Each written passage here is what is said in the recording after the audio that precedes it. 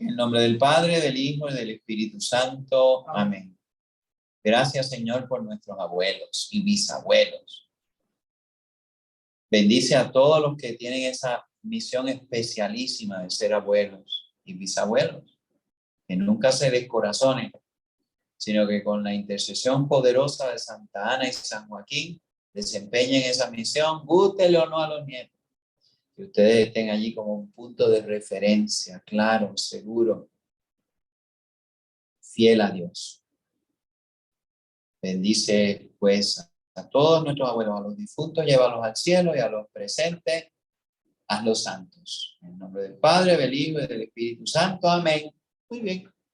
El Día de los Abuelos. Pues vamos a hablar un poquito sobre los profetas y en particular el gran y espectacular profeta Isaías, que parece que es uno, pero son tres.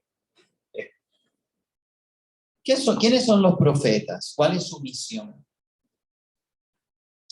En el Deuteronomio, capítulo 18, versículos 15 al 22, Deuteronomio, el último libro del Pentateuco, de los primeros 5 libros de la Biblia.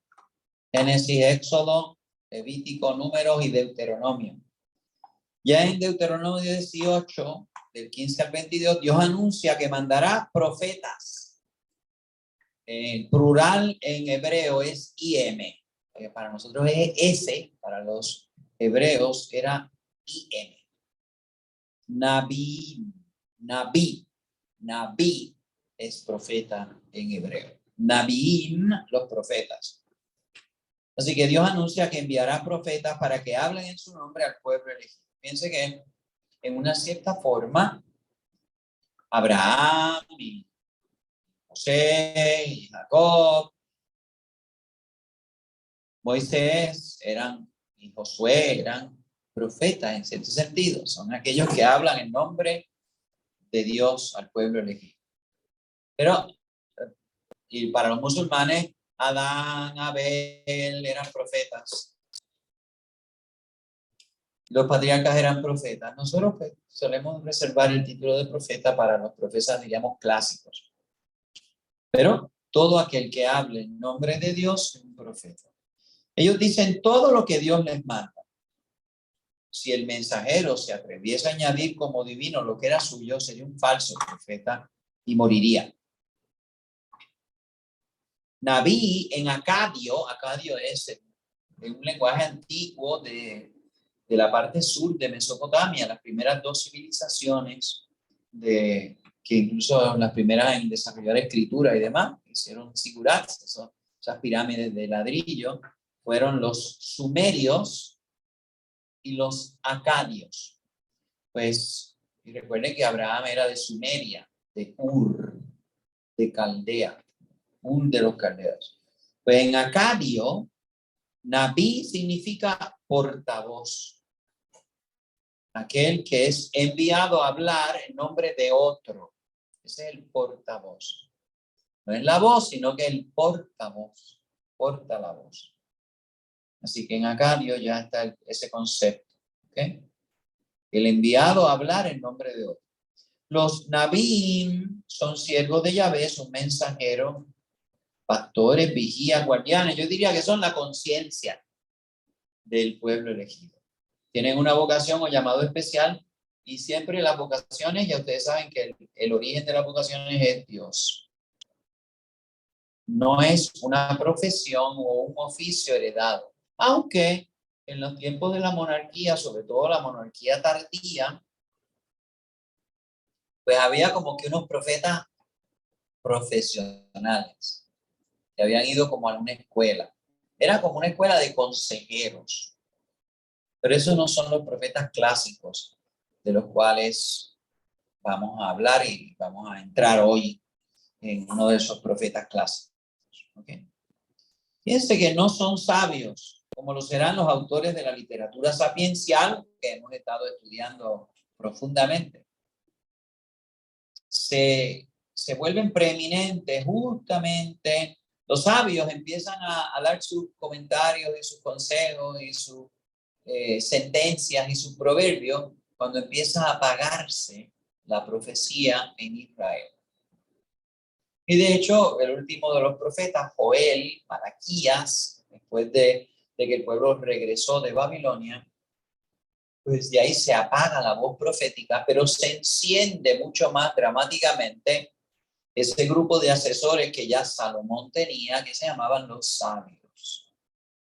Así que fíjense que todos los libros que hemos estudiado de la sabiduría, de Proverbios, de Eclesiastés, de Eclesiástico, incluso de Job, son libros de la última parte de la época de los persas en adelante, más o menos. Así que del año 400 hacia abajo. Y ya en ese momento, pues ya no hay profetas en Israel. Así que los profetas no son sabios. Son los hombres del Espíritu de Dios, los que Dios manda a revelar en forma indómita, atrevida, su voluntad moral sobre el pueblo de Israel.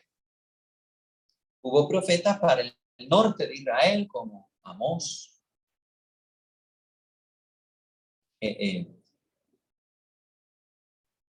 Elías, Eliseo, esos profetizaron en el reino del norte. Pero también hubo profetas que son los más conocidos, Jeremías, Isaías y Ezequías, que profetizaron en el reino del sur, Judá.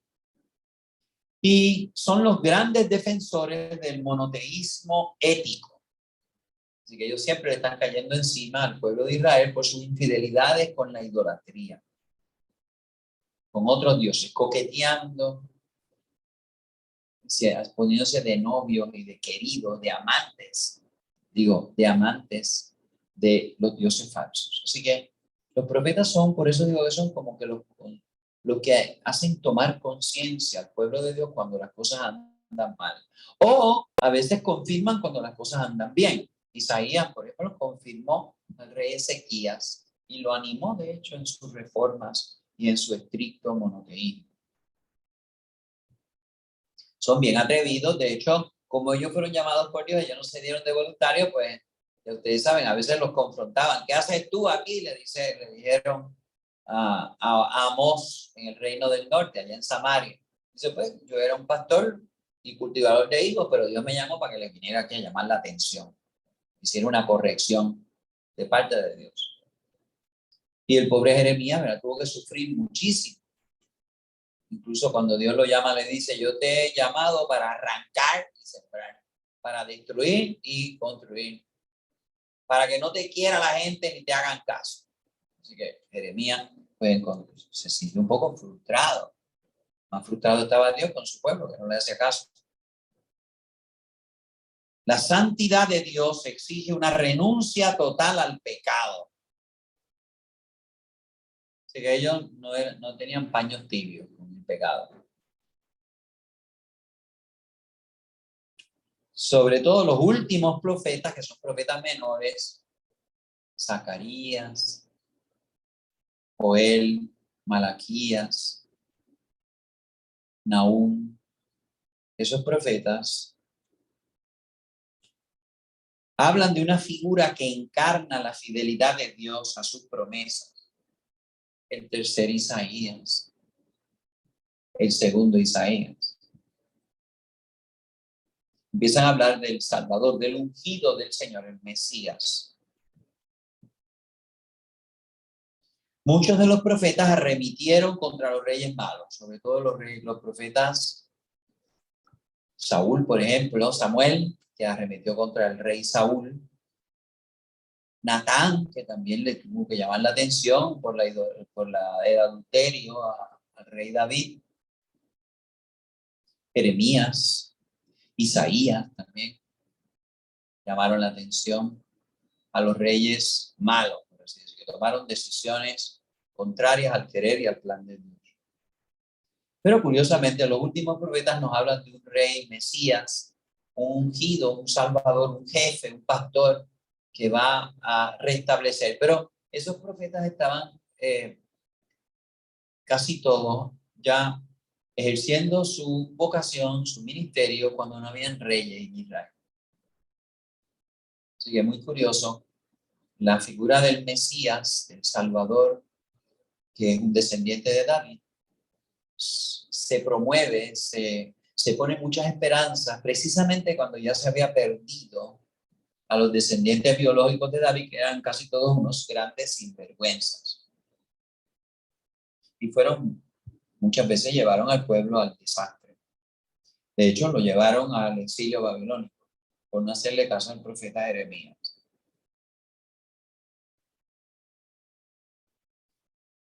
Así que Isaías, sobre todo Isaías 1 y Miqueas, son dos profetas que hablan del ungido del Señor de la casa de David, pero a la misma vez fustigan contra los actuales incumbentes de la casa de David.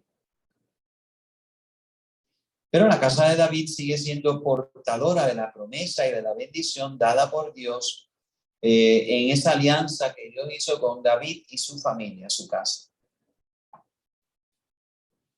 Es interesante constatar, ya hemos visto que en la poesía, en los salmos, hay influencia de los cananeos, los habitantes originales, también hay influencias de los egipcios y de los mesopotámicos, y vimos que incluso hay salmos que son sapienciales, por lo tanto tienen una influencia también de los helenos, de los griegos.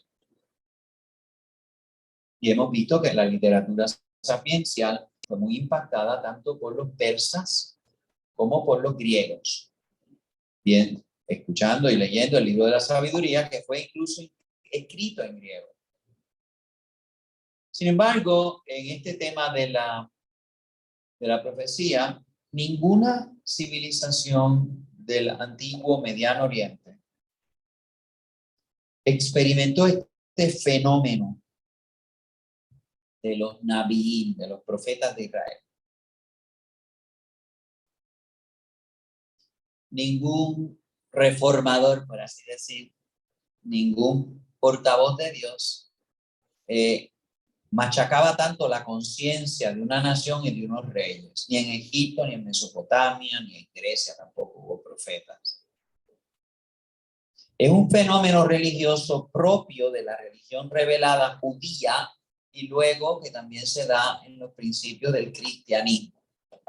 Figuras mandadas por Dios para llamar la conciencia, llamar a el respeto de las leyes de Dios. La profecía israelita se remonta en forma genérica al tiempo de Moisés, cuando se le da el Espíritu de Dios a los 70 ancianos, Números 11, 24 al 30.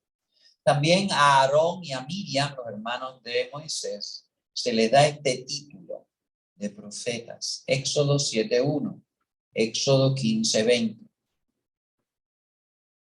Fíjense que estas figuras carismáticas vinieron los patriarcas, que son acaban con Jacob, los hijos de Jacob, José y demás. Y luego vienen los grandes líderes de Israel, Moisés, el gran legislador de Israel. Y luego vino Josué. Y de Josué hasta Samuel fueron llamados jueces. No había reyes, sino jueces.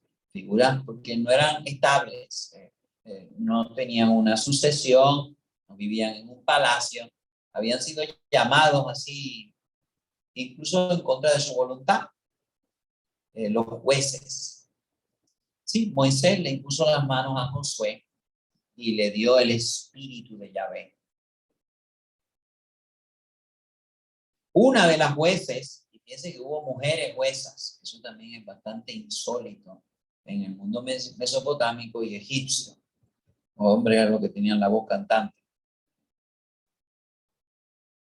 A veces los griegos en estos santuarios, sobre todo el santuario de Delfos, cuando ellos visitaban ese santuario y allí querían recibir orientaciones, pero los oráculos de estos lugares, santuarios religiosos, helenos, griegos o romanos, no eran profecías como tal.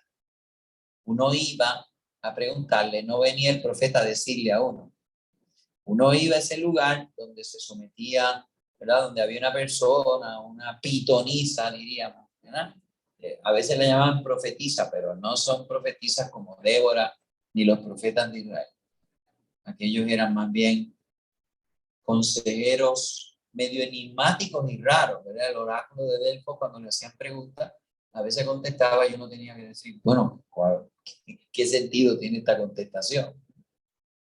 Pero sí es verdad que los pueblos, los griegos y los romanos consultaban a sus dioses y sentían que esos dioses les hablaban, pero eso no es el concepto de profeta. Un escogido por Dios para traer un mensaje, hablar de parte de Dios continuamente, no era solamente, sí, los profetas tienen oráculos. Isaías tiene una parte de oráculo de Yahvé, oráculo sobre Israel, oráculo sobre Edom, oráculo sobre Judá. Y son maldiciones usualmente los que traen estos oráculos. Pero el profetismo, si bien tiene ese sentido oracular, es como una sentencia, una advertencia. Y en ese sentido, pues el oráculo de Delfos, en Grecia, lugar muy interesante, tengo que admitir y confesar, un lugar especial, como que una religiosidad natural. Y pocos lugares que uno visita, uno dice, aquí hay algo especial. La Gruta de Lourdes, cuando la gente viene y dice, ay, aquí hay, se siente una paz, pero hay algo especial. Bueno, pues ese algo especial también se nota en el oráculo de Delfos. También había un oráculo en el desierto de Sigua, en Egipto, donde Alejandro fue a consultar y salió con la buena noticia de que él era hijo de un dios. Ya la maíz se lo había dicho y él se lo creyó. El oráculo de Sigua. Pero esos no son los profetas, aunque los profetas tengan oráculos, sentencias y dictados, ¿verdad? Esto va a pasar. ¿Okay? Débora, una de las jueces, también es llamada profetisas. Jueces 4:4. Samuel, que es uno de los primeros profetas, ya en el sentido clásico y estricto, es visto como un líder. Es el último de los jueces y se le llama el primero de los profetas. ¿Okay? Y fíjense que era un grupo de personas que tenían, se llamaban los grupos o bandas de profetas, que tenían experiencias estáticas, entraban en trance. Primera de Samuel 19. Primera de Samuel 19 y 20 y siguientes. Estos profetas, o esta banda de profetas, pues no escribieron cosas. Piense que hay unos profetas posteriores, San Elías y San Eliseo, son del reino del norte, así que son posteriores a Jeremías e Isaías. Sin embargo, también estaban asociados a bandas o a grupos de profetas, pero no fueron profetas escritores, ellos no escribieron nada. Hicieron, acontecieron, bendijeron y maldijeron, pero no escribieron nada. Así que la primera distinción que tenemos que hacer entre los profetas actores y los profetas escritores. Samuel, Elías y Eliseo son profetas actores, no son escritores. Pero también hay profetas solitarios como Amós y Jeremías, que no pertenecían a ninguna asociación profética ni nada. Algunos como Gad o Miqueas, Primera de Reyes 22:8, Urías o Semellas, no hablan por su cuenta, sino que son reconocidos como verdaderos por los profetas oficiales. Así que la banda de asesores, así, por ejemplo, consejeros espirituales de los reyes, pues reconocieron a estos cuatro, Gad, Miqueas, Urías o Semellas, segundo de Crónicas 12, del 5 al 10, como enviados de Dios.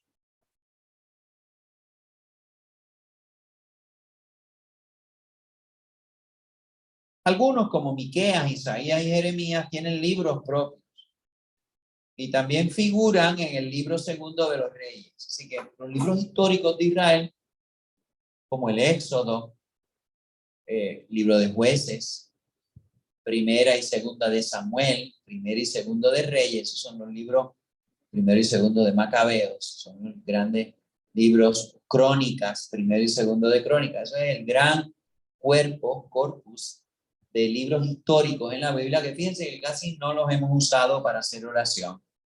porque tiene muchos elementos que no son propios para hacer oración. Empezamos por las oraciones del Antiguo Testamento, que son los salmos.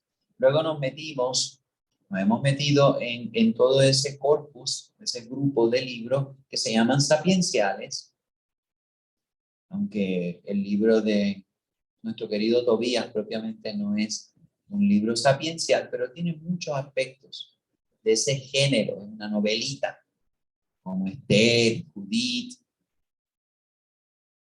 pero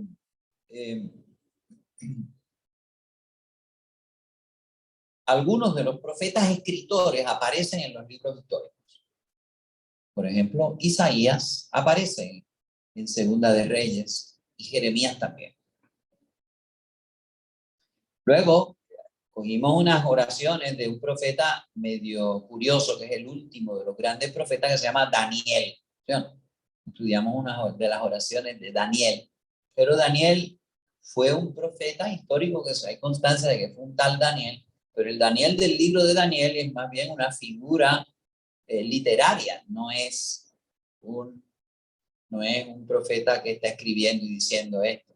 Así que el libro de Daniel está escrito sobre un profeta llamado Daniel, que fue llevado allá a Babilonia en el exilio, y allá pues profetizó a Nabucodonosor, ¿verdad? Y los sometieron a una serie de pruebas y demás, ¿verdad? Así que, y luego tiene una serie de visiones. Pero no es como Jeremías e Isaías, que son profetas que sabemos que actuaron frente a los reyes de Israel y a veces junto a los reyes de Israel, sobre todo Isaías. Así que como ustedes ven, el género profético en la Biblia admite a una serie de personas interesantes. Nosotros vamos a escoger al más interesante de todos, que es San Isaías. Está en el cielo. Cristo lo rescató cuando bajó al lugar de los muertos, que es San Isaías. Una forma típica de los profetas de exponer su mensaje es decir, así dice el Señor. Otra palabrita, oráculo, neum de Yahvé. Así dice el Señor. Un oráculo es una declaración solemne hecha en nombre de Dios. Y estas fórmulas son típicas de un mensajero. Arrepiéntanse porque si no, se van a fastidiar. Edom, por haber hecho este crimen, vas a ser arrasado. Hay diversidad de formas literarias que usan para expresar su mensaje: cánticos, sermones, proverbios, poesías, diatribas, sátiras o lenguaje directo. Usualmente, estos oráculos de juicio estaban compuestos de una acusación y un veredicto que anuncia una sentencia. Así que eso es una de las formas en las cuales los profetas se expresaban. Oráculos, sobre todo de juicio.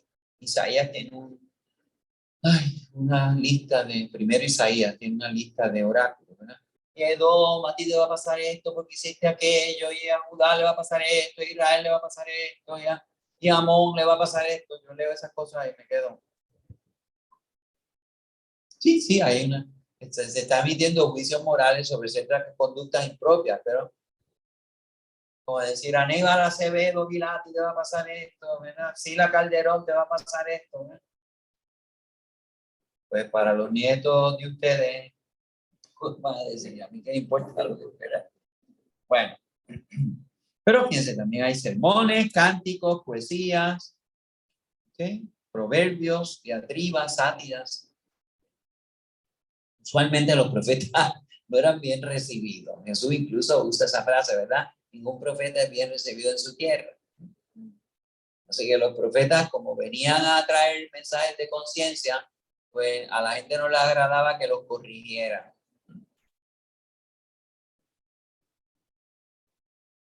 De hecho, Jesús se pone un poco en la línea de los profetas. Dice, el dueño de la finca, ¿se recuerdan? Que estaba esperando que le entregaran los frutos. No se los acababan de entregar.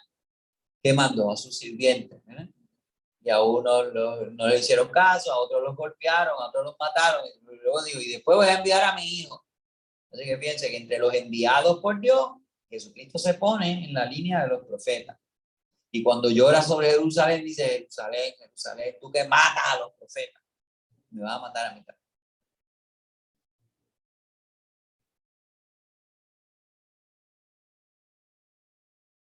El profeta hablaba sobre todo para su tiempo, con urgencia. Fíjense, a veces nosotros cuando usamos el concepto de profeta parece que es el que adivina, ¿no? Es el que va a decirnos lo que va a pasar en el futuro antes de que pase. Casi un sucedáneo de, de los horóscopos. Nada, el profeta está hablando para su tiempo, fundamentalmente. De vez en cuando suelta imágenes que tienen que ver con el futuro. Y por supuesto, tanto Daniel como Ezequiel, que tienen muchas visiones, pues nos hablan de las visiones de un plan divino que se va a ejecutar luego. Pero el profeta no es el que habla del futuro y nos avisa. No son principalmente adivinos. Si señalan los juicios y sobre todo el juicio final de Dios en su día, Yam o Yom Yahvé, es porque están hablando de los que desobedecen lo que Dios les manda a través de los profetas y van a ser castigados. Ese concepto del día de Yahvé o el día del juicio es bien frecuente en los profetas, incluso en los profetas menores, que son los últimos profetas, cronológicamente hablando. Así que ya hemos visto que hay profetas no escritores, que son actores, Samuel, Natán, Elías y Eliseo. Luego hay un grupo de profetas escritores, aunque ellos mismos no necesariamente escribieron esas cosas, ¿verdad? Los oráculos, los discípulos a veces los pusieron por escrito. Por ejemplo, Lamentaciones y Baruch son libros muy curiosos que no son propiamente de Jeremías. Baruch era el secretario de Jeremías. Los profetas escritores están subdivididos en dos clases de profetas. Los profetas mayores, por la extensión de sus libros, no que eran más grandes ni eran más altos. Usualmente los profetas mayores son más importantes también. Pero los profetas mayores es porque los libros de los profetas mayores son más extensos. ¿Okay? Los profetas menores, que son 12, ay, como los apóstoles.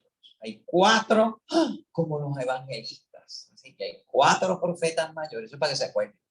Por 4 profetas mayores, que son Isaías, Jeremías, Ezequiel y Daniel. Y luego hay 12 profetas menores, Amós, Oseas, Miqueas, Sofonías, Nahum, Habacuc, Ageo, Zacarías, Abdías, Jonás, Malaquías, Joel, Baruch y Lamentaciones, que se agrupan en torno a estos últimos dos, Baruch y Lamentaciones, se agrupan en torno a Jeremías. También pudiéramos decir que hay profetas del reino del norte, Elías, Eliseo, Amós y Oseas, y hay unos profetas que se dedican a caerle encima a los reyes del reino del sur, Isaías, Miqueas, Jeremías, Ezequiel, los demás, los profetas menores, Joel, Malaquías, Nahum, Abdías y todo eso, ya no existía el reino del norte, así que solamente profetizaban en el reino del sur. ¿Okay? Hay unos profetas que son estáticos, tienen experiencias, digamos, místicas. Elías y Eliseo. Otros más bien son visionarios. Daniel, Ezequiel y Amós, sobre todo el capítulo 7 de Amós. Esos se especializan en darnos, y tuvo una visión, y habían guerra. En el Nuevo Testamento hay un libro profético, el Apocalipsis, el libro de las revelaciones, que tiene cartas, al principio tiene 7 cartas a las iglesias, y luego tiene una serie de visiones. ¿Ok? Así que ese es el libro profético del, y sabemos su autor, dice, yo estaba en Patmos, ¿verdad? Juan el presbítero, es el autor de ese libro profético. Algunos tienen locuciones, sueños o inspiraciones internas. Vino a mí la palabra de Yahvé. Algunos son grandes hacedores de milagros. Eso tiene un término griego, taumaturgo. Los milagreros que hacían milagros, ¿verdad? Hacedores de milagros. Sobre todo Elías y Eliseo son los grandes profetas taumaturgos, ¿verdad? Otros hacen gestos proféticos. Isaías también, fíjense que no es que haga milagros, pero sí anuncia milagros. Otros hacen gestos proféticos. Fíjense cómo Jesús, que es más que un profeta, nunca tiene, ay, vino a mí la palabra de Dios, nunca tiene oráculos. Aunque tiene sentencia y dice, Jerusalén, Jerusalén, este templo va a ser destruido y en 3 días yo lo voy a reconstruir. Si esto hacen con el leño verde, le dice a las mujeres camino del Calvario, ¿qué harán con el leño seco? Lo quemarán. Así que hay expresiones de Jesús que parecen como oraculares. Jesús era el gran hacedor de milagros, así que era taumaturgo. Jesús no le caía bien a la gente. Jesús también hace gestos proféticos. El gesto profético por excelencia de Jesús es la Eucaristía. Los gestos proféticos declaran en una forma de parábola en acción lo que le va a pasar al pueblo si no obedece. Los gestos proféticos, muy interesante. Oseas, Dios lo manda a casarse con una prostituta.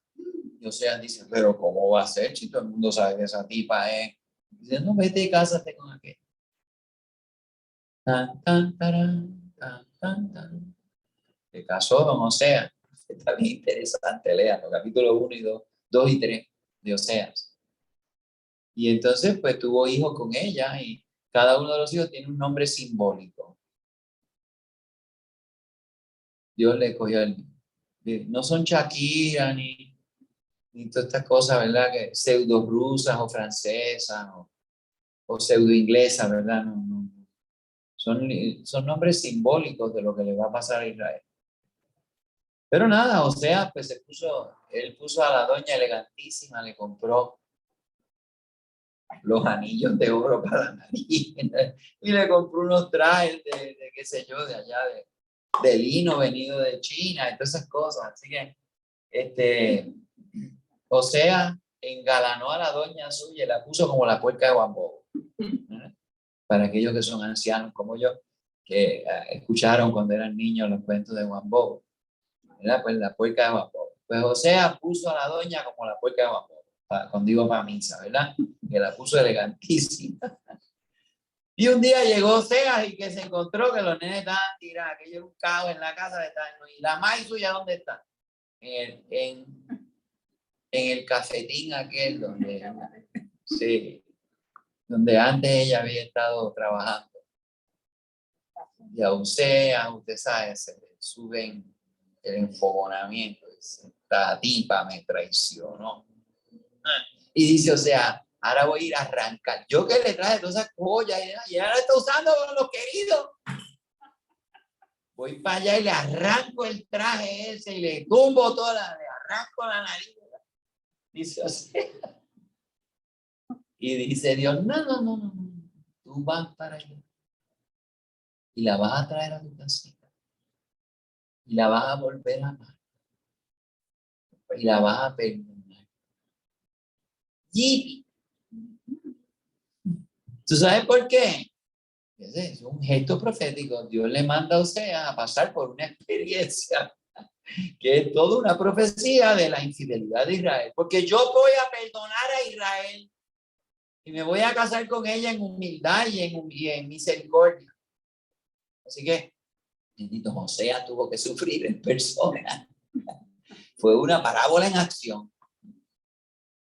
Ezequiel también, ay, bendito Ezequiel. Mandó a Isaías a que se desnudara y saliera con un gatillo, ¿verdad? Una mochilita por ahí. Así van a salir ustedes al exilio. Así que a Isaías, también a Jeremías le mandó, córtate el pelo, córtate, y haz así, para que se lo lleve el viento, para que tú veas. Así voy a dispersar al pueblo de Israel. A Ezequías también le mandó a hacer un hoyo en la pared.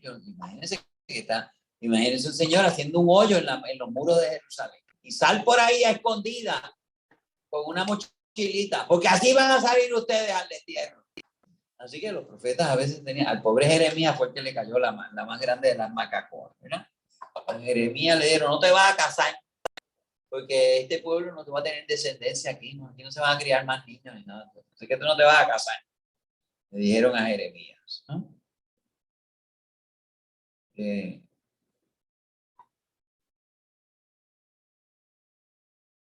Y muchos gestos raros de Jeremías también, como el cortarse el pelo y todo.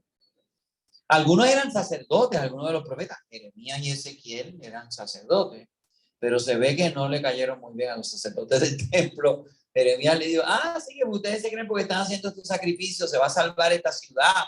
Porque esta ciudad, aquí está el trono de Dios y Dios la va a salvar. Nacarile del oriente, si ustedes no se convierten, este templo lo van a destruir. Claro, Ezequías, que también era un profeta sacerdote, ve cómo la gloria de Yahvé, el Chequina, ¿verdad? La gloria esa, la nube esa luminosa que se había metido en el templo cuando Salomón inauguró el templo, se levanta la gloria y se va. Es decir, abandona el templo de Jerusalén. Y de ahí vienen los babilonios y lo destruyen. Así que Dios no sufrió ofensa porque destruyeron el templo. Fue culpa del pueblo que no quiso arrepentirse y entonces pagó el templo. Así que, muy bien. Los profetas.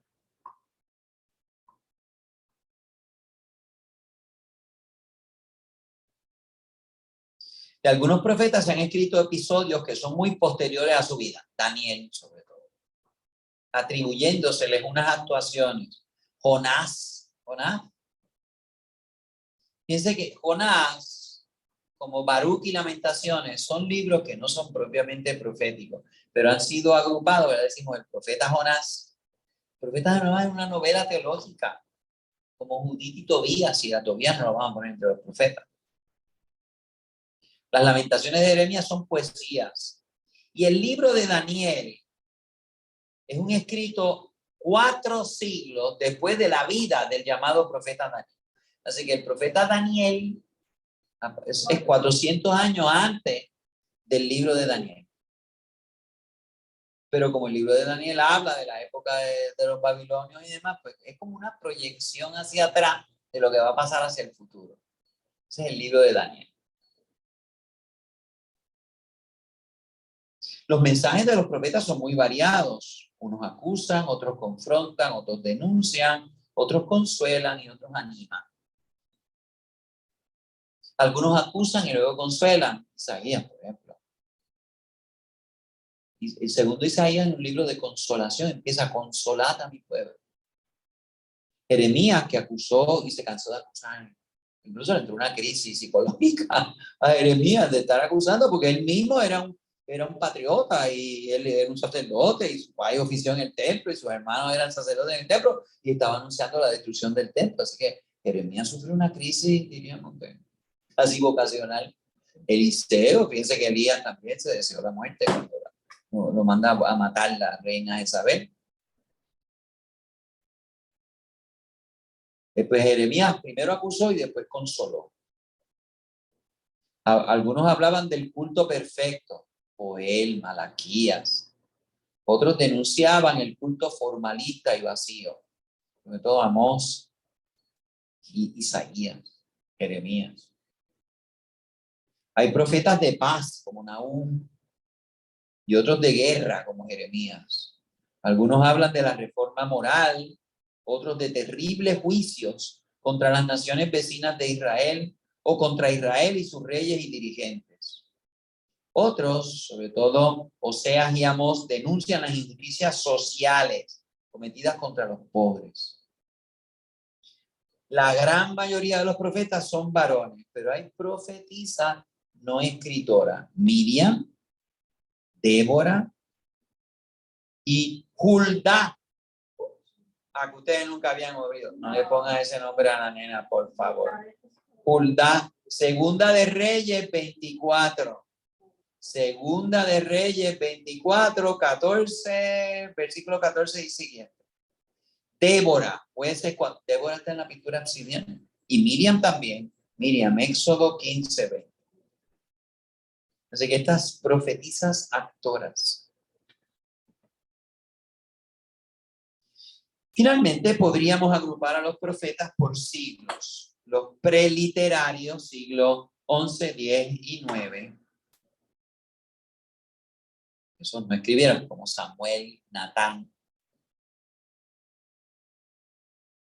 Los preexílicos del siglo 8, Amós, Oseas, Isaías, Miqueas.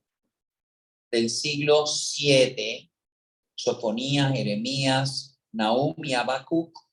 Siglo 6, Ezequiel, segundo Isaías, Abdías. Y los profetas de la restauración, Ageo, Zacarías, el tercer Isaías, Abdías, Jonás, Malaquías y Joel.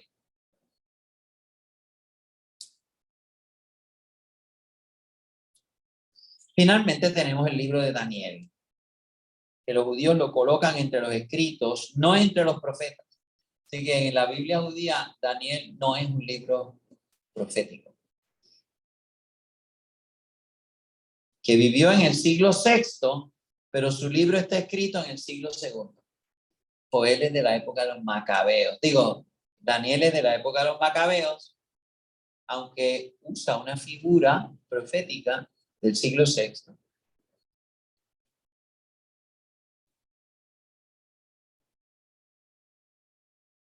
Los judíos también incluían el primero y segundo de Samuel y el primero de Reyes como los profetas anteriores. Así que para los judíos, Daniel no era un libro de profetas y primero y segundo de Samuel y primero y segundo de Reyes eran profetas anteriores y luego los profetas clásicos, Isaías, Jeremías, Sofonías, Oseas, Amós, los profetas posteriores. Así que fíjense cómo podemos clasificar de muchas formas y maneras este fenómeno de los profetas. Hay siempre una confrontación entre la monarquía y el profetismo. Es curioso, fíjense, si consideramos que Samuel es el primero de los profetas clásicos, preliterarios, no escribe, pues surge junto con la figura de Saúl, el primer rey.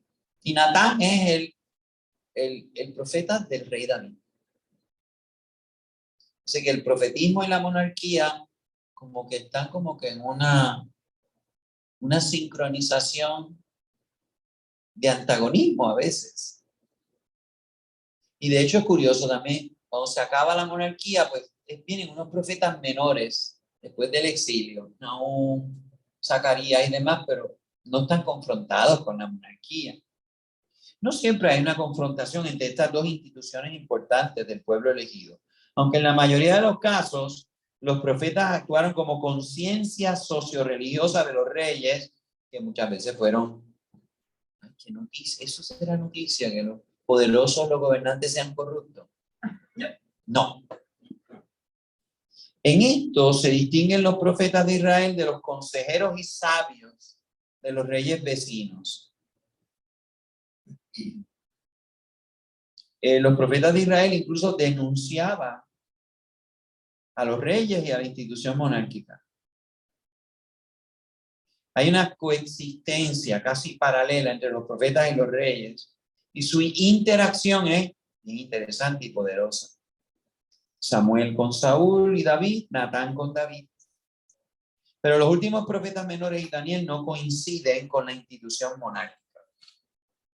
Samuel confronta a Saúl, Natán confronta a David, Semellas confronta a Roboam, segundo libro de Crónicas 12:5, Elías y Eliseo confrontan a Ahab, Oseas confronta a Jehú, Amós y Oseas confrontan al poderoso rey de Israel, Jeroboam II.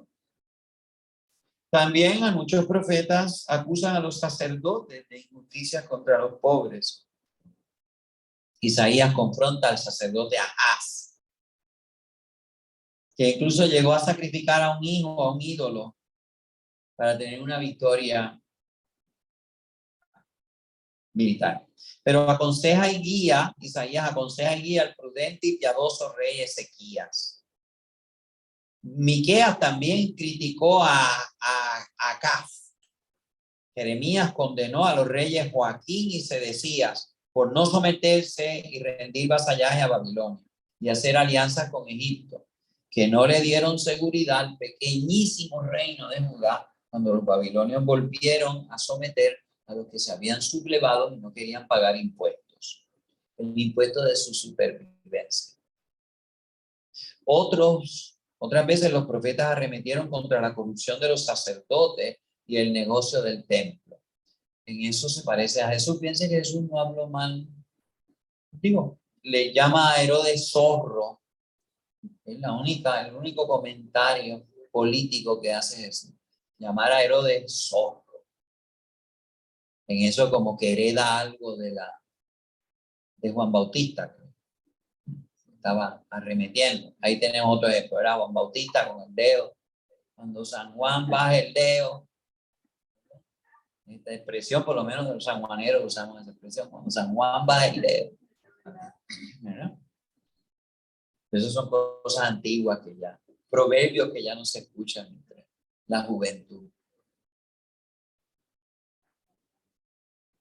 Muchos profetas arremetieron contra los lambeojos políticos, que había una escuela de consejeros, ¿verdad? Que no eran sabios, sino eran profetas, habían falsos profetas. ¿Ok? Amós arremetió contra Amasías y Jeremías arremetió contra Hananías. Algunos profetas aprobaron y bendijeron revoluciones. Y cuando una de las tipas de las reinas estas extranjeras que se casó con un rey medio debilucho, ¿verdad? Y tuvo hijos con él, pues entonces ya se quería quedar reinando y mandó a matar a todos los hijos. Pero se le quedó uno, que lo escondió la nodriza.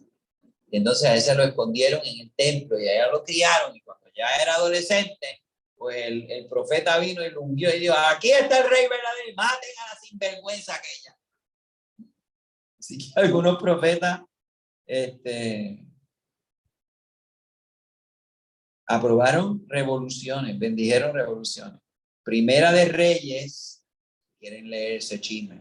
Primera de Reyes 11, del 29 al 39, y Segunda de Reyes 9, del primero. Eran más bien, configuraban la conciencia del pueblo y de sus dirigentes.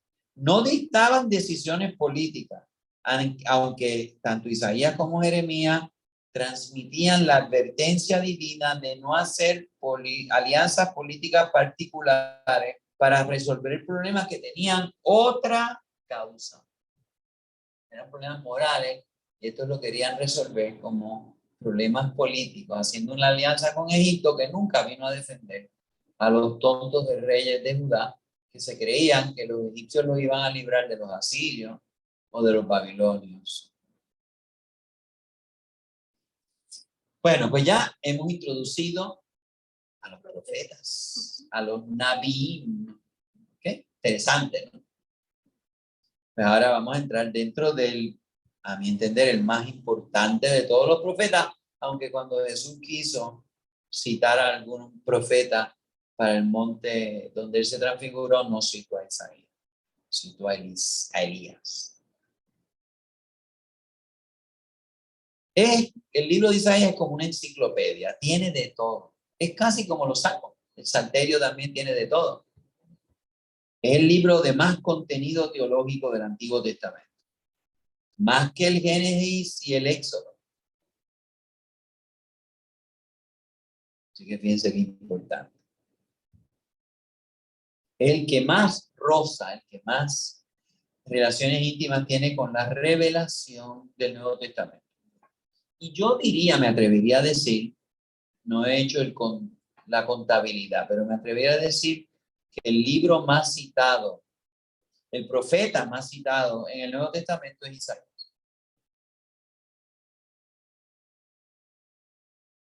Lo que pasa es que el libro de Isaías está compuesto por 3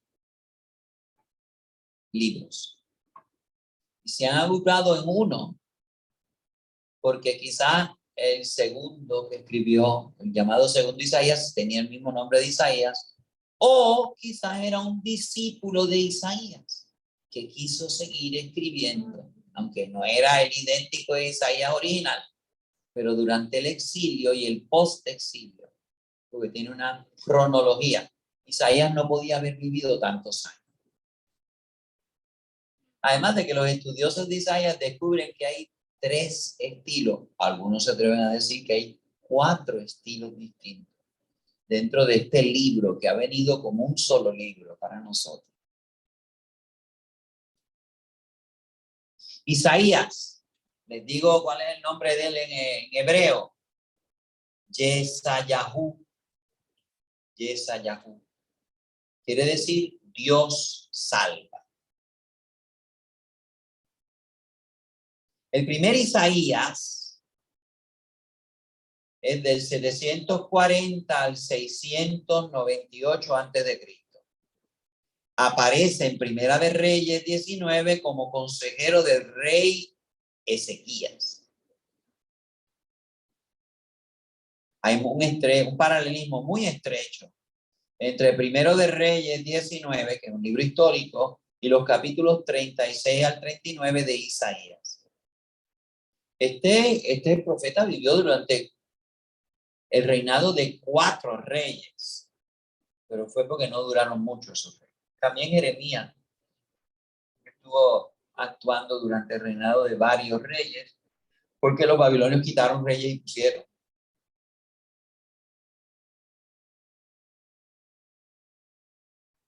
Así que fue profeta durante 40 años.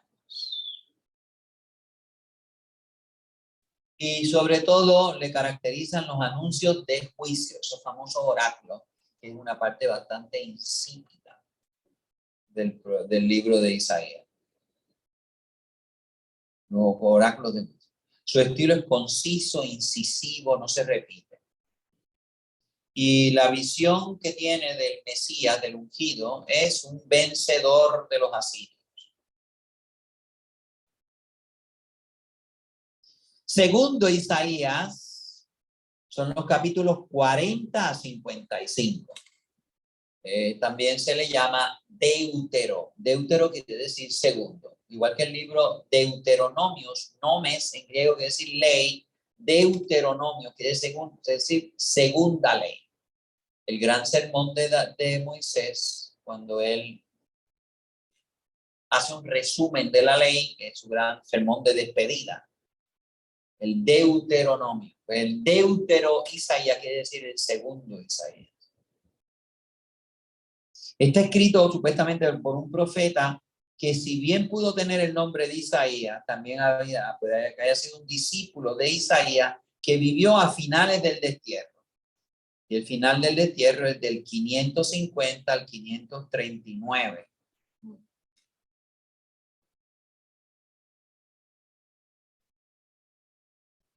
Porque en el 539 cae Babilonia, la que había deportado a los judíos ante la conquista de Ciro, rey de Persia. Su estilo es amplificado en vez de conciso, repetitivo en vez de único, apasionado, lírico. Frases típicas del primer Isaías no se vuelven a repetir en la segunda parte del libro. Y el Mesías, que eso es lo que vamos a estudiar, presentado en este libro, no es solamente Ciro, el vencedor de los babilonios, es un ungido sufriente, el siervo de Yahvé, que no aparece para nada en la primera parte del libro clásico de Isaías.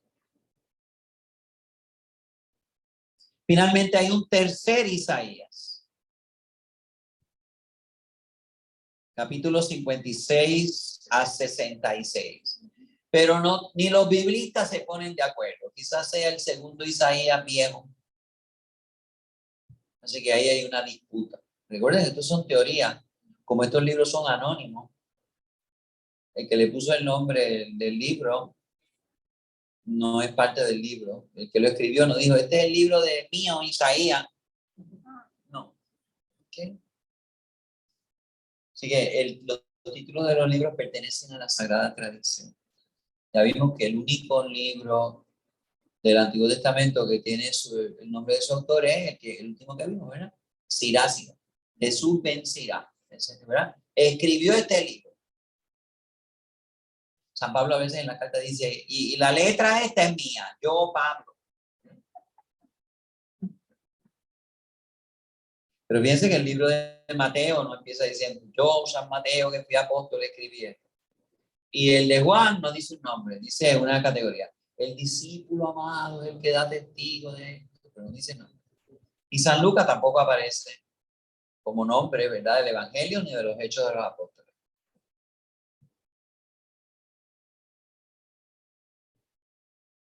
Así que gran parte de la literatura que tenemos en el Antiguo Testamento es anónima. Todo el Antiguo Testamento, excepto un libro, Siracida, eclesiástico, no dice, esto lo escribió Moisés. En ningún sitio del Génesis dice, esto lo escribió Moisés. La Iglesia Católica, siguiendo al judaísmo, ha aceptado que los primeros 5 libros de la Biblia, o llamado Pentateuco, pues tienen una inspiración remota de Moisés. Pero todos esos libros legales también son insípidos. No se ponga a hacer meditación con el libro del Levítico, porque acaba mal. Los 2 Isaías más importantes son el primero y sobre todo el segundo, con su teología de la salvación, que tanta importancia tendrá para la primera comunidad de discípulos al interpretar la pasión del siervo de Yahvé.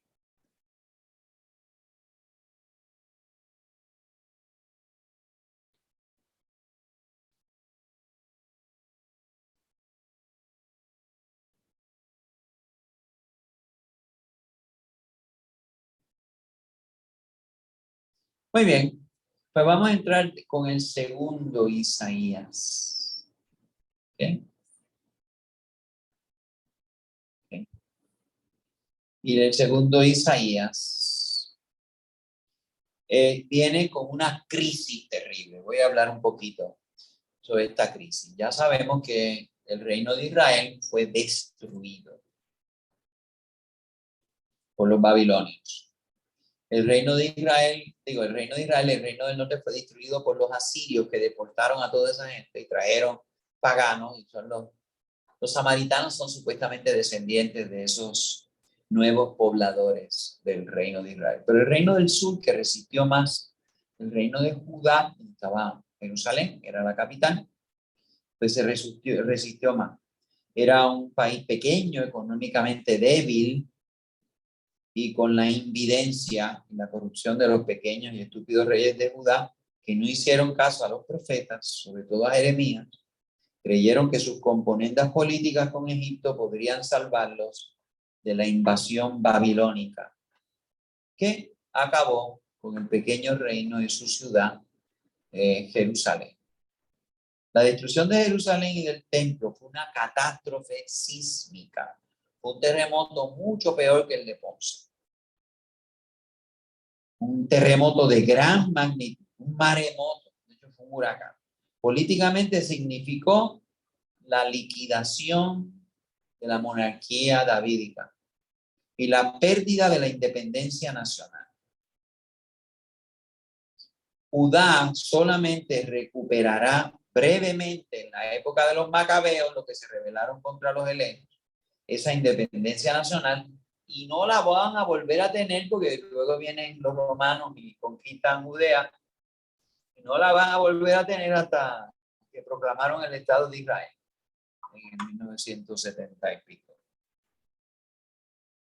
Así que la crisis, el desastre, por no hacerle caso a Jeremías, que experimentó el pueblo, ya ahí ya hablamos del pueblo judío, porque ese es el pueblo de la tribu de Judá. El pueblo de Israel es un poco más antiguo. Primero se llamaban hebreos, Apirú o hebreos, luego se llamaron israelitas, cuando estaban las 12 tribus juntas, y luego cuando se separó después de la muerte de Salomón, el reino del norte, las tribus del norte, Aquella se llamó Israel y las tribus del sur, Judá.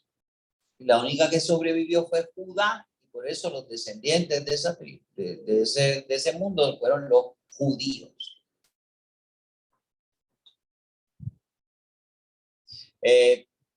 Hasta la revuelta judía, los romanos tenían, esa provincia se llamaba Judea. Y por eso en el mundo romano, pues los que venían de ahí se llamaban judíos.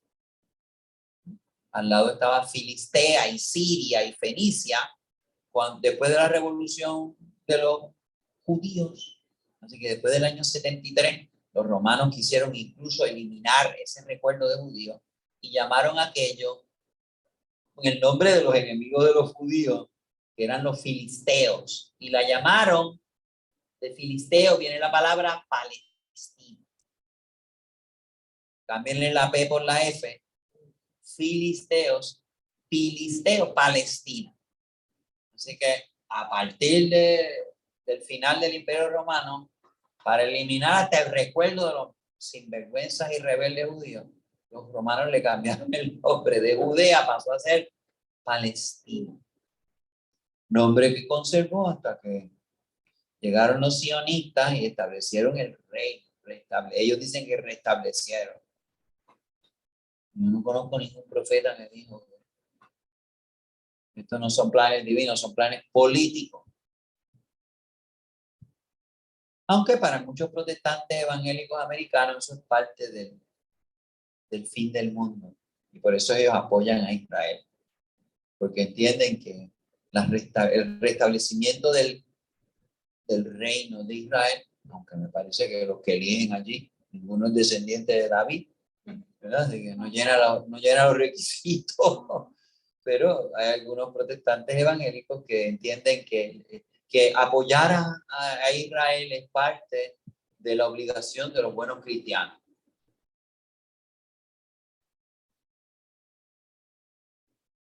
Los nacionalismos políticos, y no se limitan a los de Israel, Dios me coja confesado y me libere de los nacionalismos políticos, que todos son engaños humanos.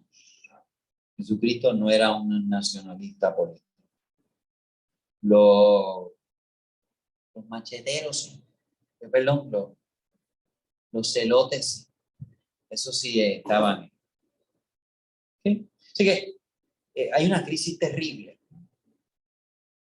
Y como el segundo Isaías es de parte de esta crisis, ¿verdad? Es la respuesta a la crisis, pues tengo que hablar de la crisis. El rey, aliento vital, el ungido de Yahvé, que cuando lo coronaban se llamaba hijo de Dios, según el rito de Melquisedec, engendrado hoy. Pídemelo, te daré en herencia a las naciones. La verdad que la coronación de un rey de Israel tiene que haber sido bien hollywoodense, ¿verdad? Te daré las naciones.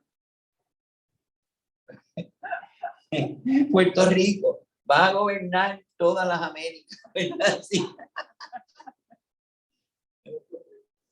Sí, 110 por 35. No nos reduzca más de lo necesario, somos un archipiélago, recuerda. Ay, Dios mío.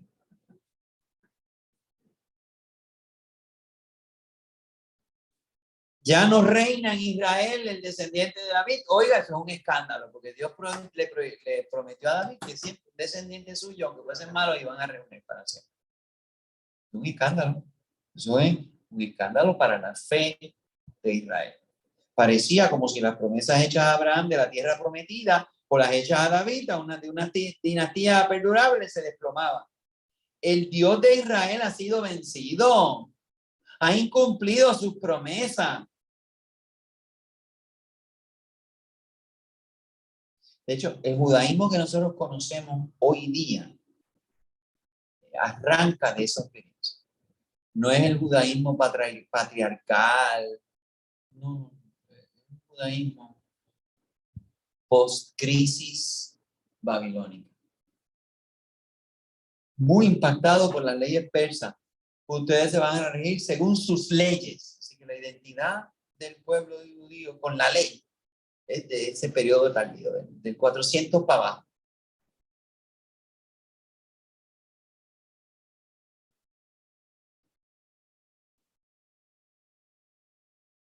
Si Dios es el amo de toda la tierra, ¿cómo la tierra prometida a Israel va a estar dominada por los extranjeros? Así que después de haberle prometido tanto a Abraham, ahora le quitan la tierra.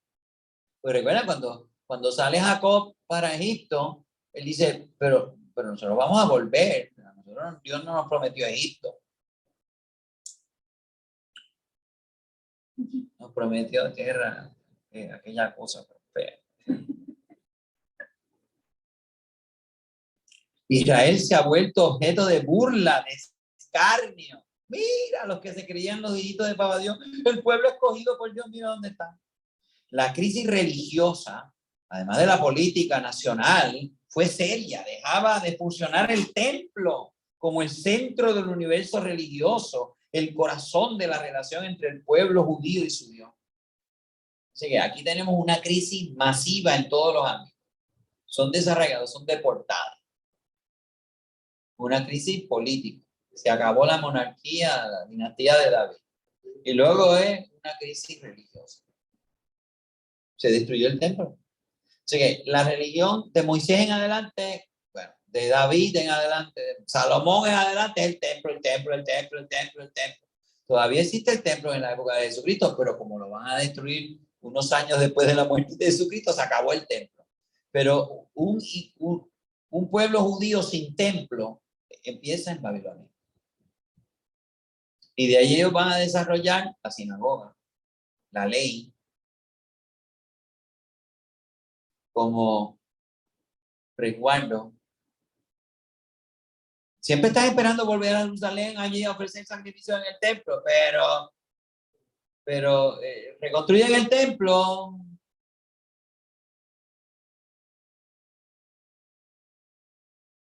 Lo profanan los griegos, lo vuelven otra vez a purificar los macabeos, lo reconstruye en forma grandiosa y hechona Herodes, pero lo destruyen los romanos y se acabó el templo. Así que este periodo es importante en la época de Israel porque los va a preparar a vivir sin templo ni sin reyes y sin profetas. Y entonces van a acabar en manos de los abogados, pero los juristas, los levitas, los rabinos, los que opinan y dan sus opiniones sobre la ley. Ese es el judaísmo que se está asomando ya cuando Jesús está, ¿verdad? Y vienen los fariseos. Los fariseos son comentaristas de la ley, los que se creen que son expertos en la ley. El templo, pero la ley. Y para ser un buen judío, sí, vaya 3 veces al año al templo y haga un sacrificio y todo eso, pero es observe la ley todos los días. Estoy dándoles una sensación de cómo se va desarrollando y va cambiando esa religión hasta llegar a la que conocemos hoy día, que tampoco la conocemos muy de cerca, porque no hay muchos judíos por ahí. ¿Okay? Muy bien, pues ya introduje los profetas en general, ya introduje a Isaías y ya introduje la crisis, el exilio babilónico. Fue entre el 597 y el 539. Esas son las fechas del exilio babilónico. Una fractura fundamental entre la religión hebrea a partir de Moisés, reforzada por el templo y la monarquía davídica, y la nueva experiencia religiosa que nosotros vamos a conocer como el judaísmo. Fíjense que de las 3 grandes instituciones, monarquía, sacerdocio, templo y profetismo, la monarquía no sobrevivió el destierro. Pero surgirá muy poderosamente el sumo sacerdocio como nuevo portavoz y cabeza del pueblo, sobre todo después de la reconstrucción del templo. 3 profetas asisten a los exiliados en Babilonia: Ezequiel, Ageo y el segundo Isaías. Y durante esta época se ponen por escrito las historias deuteronomistas, cronistas, y se consolida el Tetrateuco. Muchas palabras extrañas, padre. Me perdí. ¿Ven? Así que si el Génesis empieza a ser escrito en la época de Salomón, 1000 antes de Cristo, entre el 1597 y 1539, ¿qué le queda a Israel si no tiene reyes y no tiene templo? Sus tradiciones, sus leyes. ¿Ven? Entonces, eso es lo que empiezan a escribir y a redactar. Empiezan a escribir la historia pasada, por así decirlo. El pueblo menudo, pequeño, la gente sencilla, humilde, jíbaro, que se quedaron en la tierra, son los que escriben y manifiestan su angustia en el libro de las Lamentaciones. Los deportados, al parecer, pudieron vivir en conglomerados, en guetos, ¿verdad? Así que vivieron juntitos allá en Babilonia, ¿verdad?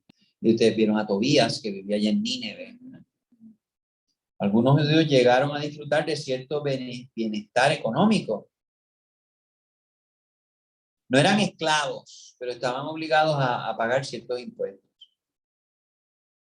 Algunos, no todos, decidieron regresar a Jerusalén cuando llegaron los persas, que parte de su astucia, el imperio persa, fue, pues si los babilonios aplastaron y deportaron a estos pueblos, pues nosotros vamos a reponerle su libertad con tal de que sean fieles al imperio persa. Con un golpe bastante inteligente, ¿verdad? Políticamente hablando de los persas. Y por eso el segundo Isaías comienza diciendo: Ciro, tú eres el ungido, tú eres el Mesías, pues es un rey pagano, pero tú eres el instrumento de Dios para restablecer a Judá. De hecho, fíjense, los judíos empiezan a abandonar la lengua hebrea como medio de comunicación y adoptan el arameo como la lengua. Es como los New Yorkers que adoptan el inglés, se olvidan del español. Así que en el exilio de la diáspora boricua, allá adoptan el inglés. Y después llegan acá y hablan un poquito extraño de español, ¿verdad? Pues eso es lo mismo que le pasa a los judíos en Babilonia. Empiezan a dejar de hablar, aunque escriben los textos, las crónicas y demás, y el Deuteronomio, lo consolidan en hebreo, pero ya se vuelve una lengua sacral, ¿verdad? De los textos sagrados. Pero lo que están hablando entre ellos, Jesucristo habla más arameo. Pero ese cambio ocurre en esta época. ¿Okay? La lengua hebrea quedará reservada para el ámbito sagrado, el culto y las escrituras. También los judíos adoptaron el calendario mesopotámico, allá en Babilonia, y los nombres de los meses. Algunos incluso empiezan a ponerse nombre babilonio.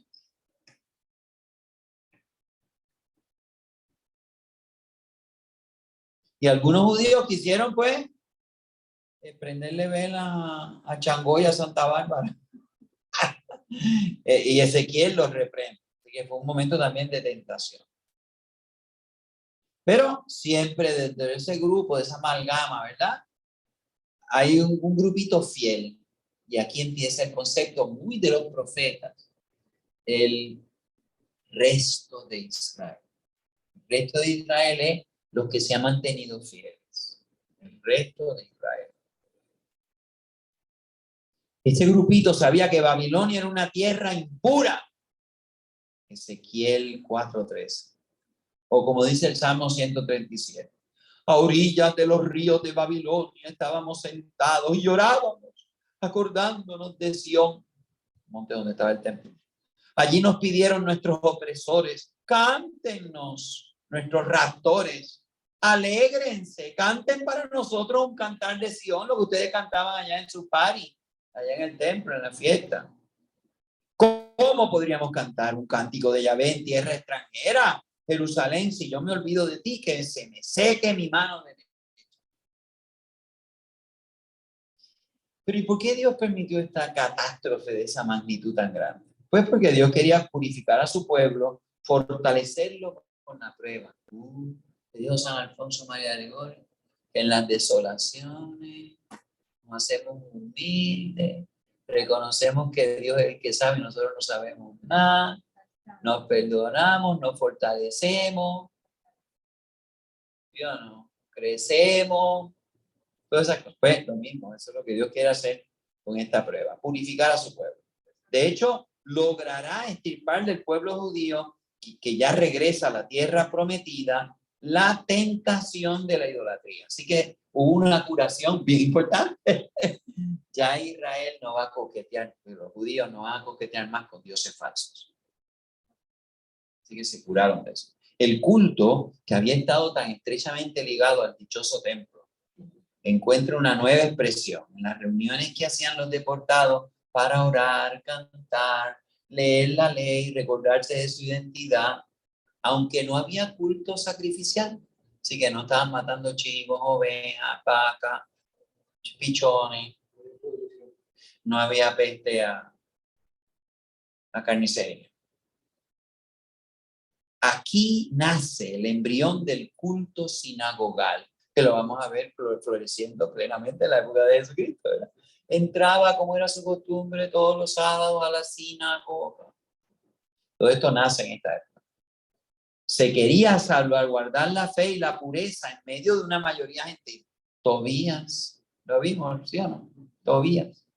El sábado, la circuncisión, las leyes dietéticas llevaban a los judíos a identificarse como diferentes. Si antes habían practicado esto, ahora estos signos de identidad tenían un valor, un significado mucho más poderoso. Estas prácticas son testimonios de su fe, los que los diferencia de los extranjeros que los rodeaban. Como Tobías le dice a Tobit, como Tobit le dice a Tobías, tú haz esto, da limosna, haz oración, ¿verdad?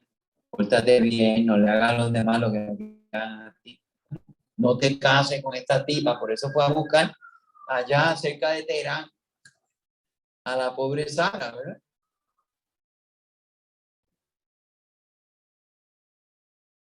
Entre los babilonios, la marca distinta del judío, la voluntad expresa de educar a los hijos en la ley, de ser miembros de una comunidad santa, separada.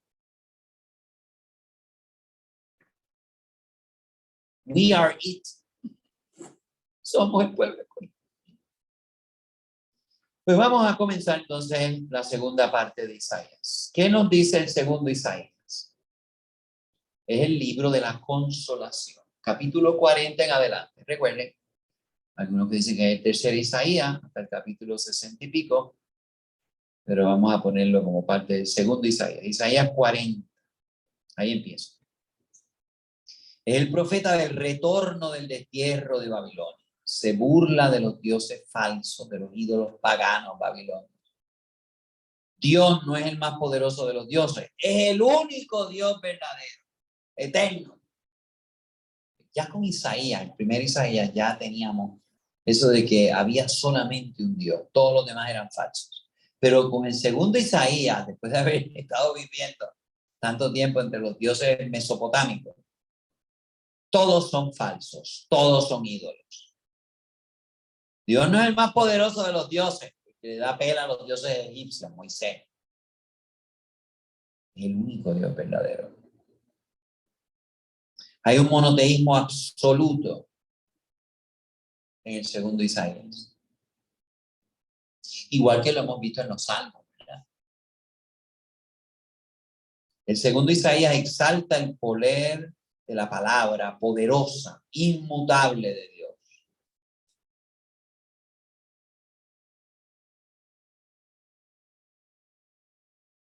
Junto con Ezequiel, Isaías 2 es el profeta del Dios glorioso, sabio y omnipotente. Y fíjense que la poderosa palabra de Dios es contraste con los ídolos que son mudos. Tienen boca y no hablan. Tienen oído y no oyen. Tienen ojo y no ven. Nadie se le puede resistir.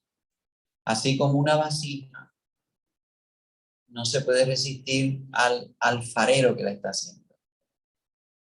El que escucha la palabra de Dios y la guarda, encuentra su vida.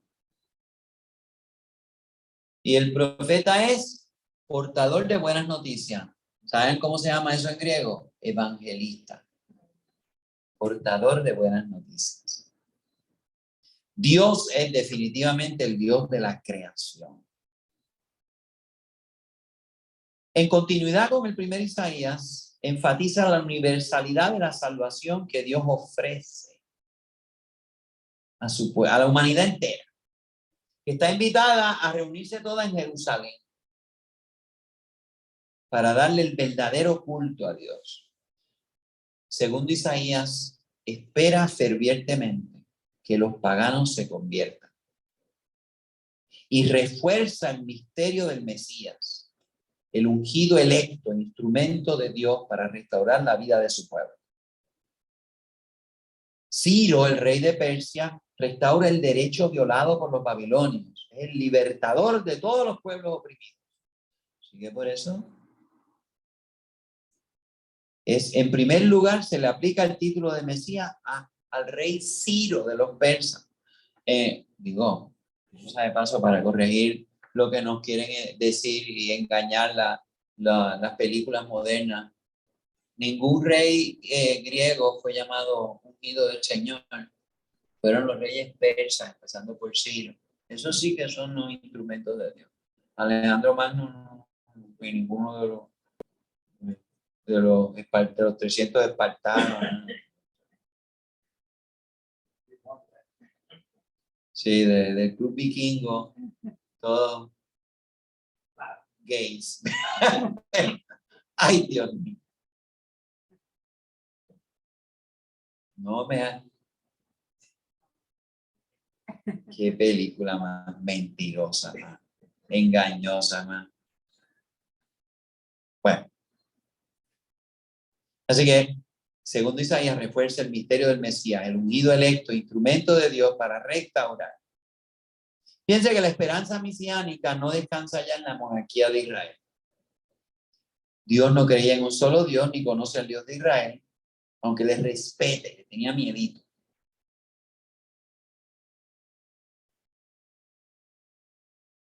¿Saben quién es el único rey? Dios. El retorno de Babilonia es visto como un segundo éxodo. El primer éxodo vinieron de Egipto. Ahora, Israel, en vez de cruzar el Mar Rojo, se abre paso por el desierto entre Babilonia y la Tierra Santa, haciendo un camino real que se volverá un paraíso, donde encontrará agua y alimento. Se renovará la alianza, que es personificada como una relación amorosa entre Dios y su esposa, Israel, que es muy superior a la alianza con Noé o con Abraham. Y en cierto sentido es más espiritual que la alianza con Moisés. El amor misericordioso de Dios se derrocha sobre la esposa, que ha sido infiel, pero ha sido perdonada y compadecida. Mi amor no se apartará de Israel. Isaías 54:10. Y esta mujer, esta figura de mujer, queda encarnada en la ciudad de Jerusalén, que de estéril como Sara. Sara, la esposa de Abraham. Y Sarita, la esposa de Tobías también. O abandonada, ahora va a ser renovada con una alianza matrimonial entre Dios y su esposa, ciudad santa, reconstruida, protegida, con el don mesiánico de la paz. Este es el profeta más citado en Adviento. Y es el profeta que se lee a lo largo de la Semana Santa, culminando en el Viernes Santo. Así que mire para allá, toda la introducción para la clase de hoy y no entramos en Isaías. Pero ya están todos preparados, vacunados, ¿sí o no? Ya ahora saben apreciar lo que vamos a leer. Así que por favor, empiecen a leer los capítulos que hablan sobre el segundo éxodo. Así que son los anteriores Empieza con el capítulo 40, así que lean capítulo 40, ya habían leído el 42, ¿sí o no? Sí,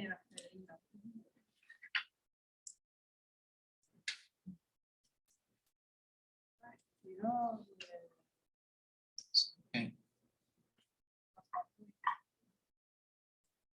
Sí, así que leen el 43, 44, 45, ¿ok? Yo les dije, ¿verdad? Por ahí yo vi un librito, adiós, ese librito de la... Ay, Dios mío. Oh, caramba. Oh, lo compró. Espera que yo tenía dos. Ay, Dios mío, lo heredó. Ay, qué bueno. Los primeros 3 días de Adviento aquí. Bonito. Porque el ciclo C no tiene nada de mensaje. ¿El ciclo C de qué? De Adviento. El ciclo C, no es que Adviento nada más hay unas lecturas únicas. No, en Adviento no hay ciclo A ni ciclo C. No, en Adviento es todo un ciclo, es una lectura. Sí. En los domingos, pero los días de Adviento, los días de feria de semana son solamente una lectura. Pero ellos tienen domingo, tienen ciclo A y ciclo B. Sí, los domingos, todos los domingos del año tienen ciclo A, ciclo B y ciclo C. Sí. Pero en Adviento, en los días de semana, de lunes a sábado, no hay ciclo A ni B ni C. Sí. Son lecturas únicas de Isaías casi todas. Sobre todo. Exacto. Sí, sí. Pero aquí tenemos están aquí las discípulas litúrgicas, pues están haciéndole preguntas al maestro sobre los ciclos y todo eso. Ay, Dios mío, mire para allá toda la... Oye. Y otra preguntita, ¿por qué empiezan en el 40 y meten en el 41 un cantito y vuelven al 40? Pues yo no sé. Aquí también. Eso yo dije, espérate. Entonces, ese cantito lo quitaron del 41. Ay, Dios mío. Yo aquí dije, adiós, espérate. Adiós, cara. Bueno, se acabó la clase. ¿Alguna pregunta? No he cenado. Me estoy casi mareando, pero no, vamos a ver. ¿Alguna pregunta sobre lo que hemos hablado de los profetas? ¿Alguna pregunta de lo que hemos hablado sobre la crisis del exilio babilónico? ¿Y alguna pregunta sobre el segundo libro, a partir del capítulo 40, el segundo Isaías?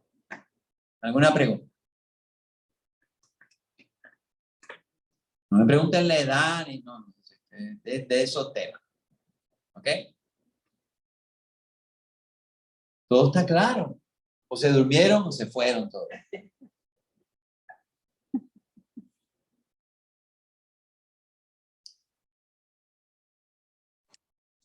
Padre, Cuénteme. ¿me escucha? Sí, doña Carmen Amparo. Ajá, Que dígame. cuando yo estoy leyendo, termina de leer y dice oráculo del Señor. ¿Qué significa eso? Oráculo quiere decir, esto es lo que manda a decir Dios. Que Oráculo Dios es una declaración o sentencia divina. O sea, que es o sea, no es que está escribiendo, sino que viene directamente de Dios Exactamente. está profetizando. Así que Dios le ha dicho, dile esto a esa gente. Esta es mi sentencia sobre esta situación. Ok, porque yo he leído una parte y dice oráculo del Señor y coma y vuelve y sigue hablando y dice Exactamente, dice oráculo del Señor, este es el mensaje. Así que esa es la introducción. Fíjense que Jesús jamás dice oráculo del Señor. Él no se expresa como un profeta. Por eso cuando él pregunta, ¿quién dice la gente que soy? Ay, pues Jeremías, o sea, Elías. Él no se manifiesta. Él se pone en esas parábolas como, pero él es la culminación, ¿verdad? Aquellos eran los sirvientes, él es el hijo. Así que él se distingue de los profetas. Jesús jamás dice oráculo del Señor. Nunca. Pero eso es típico de, fíjense que hay grandes secciones del primer profeta Jeremías, 10 capítulos de oráculo. Sí, exacto. Esos son los oráculos. Son una sentencia muchas veces política, ¿verdad? Pero por razones morales, ¿no? Ustedes se portaron mal, Dios los va a determinar. Prepárense que los va a acabar. porque ustedes no fueron misericordiosos, porque ustedes mataron a las mujeres preñadas de ese pueblo que ustedes invadieron, pues ahora les cae la macacoa. ¿Alguna otra preguntita? Gracias.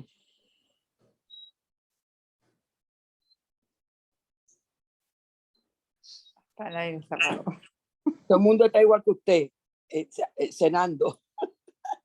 No, yo no estoy cenando. Ya quisiera Pero yo que- estar cenando. Pero que vamos a eso. Que vamos para eso. Está bien. Así que acabe la clase en el nombre del Padre, del Hijo y del Espíritu Santo. Señor, gracias Amén. por todo lo que hemos aprendido sobre el profetismo. Y nosotros tenemos que ser portavoces tuyos, Señor, en este mundo. Que no añadamos ni quitamos nada de tu evangelio. Gracias, Señor, por los profetas. Gracias, Señor, por las luces que ellos nos dan y que nos ayuden a orar, a escucharte todavía hoy en lo que ellos dijeron entonces. En el nombre del Padre, del Hijo y del Espíritu Santo. Amén. Gracias. Amén.